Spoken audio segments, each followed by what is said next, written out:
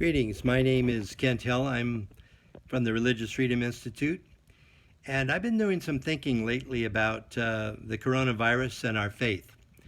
And the first thing that has occurred to me is I can't help but remember my first career when I was a college teacher, and I used to teach Middle Ages.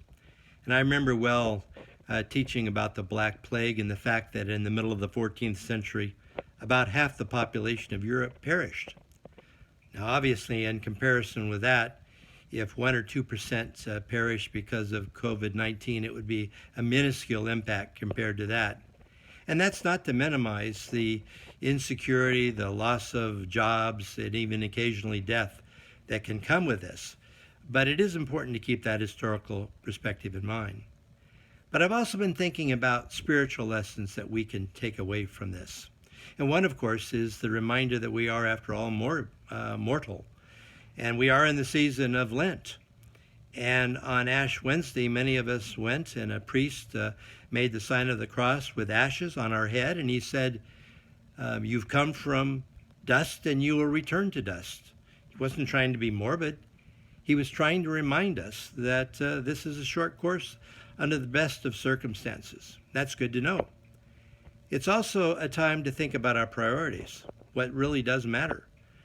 No sports page in the sports section in the Washington Post anymore, and I think that's not a bad thing. It tells us that what we thought was so important really isn't that important. Or most of us are home with our spouses and our families, and we always haven't had the discipline to spend as much time with them as we ought to have.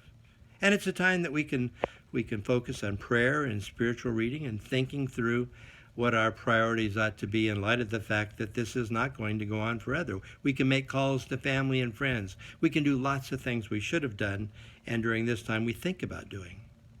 And finally, let me just suggest that there is some wisdom from C.S. Lewis that is worth taking seriously. He wrote this in the late 1940s about living under the shadow of nuclear weapons.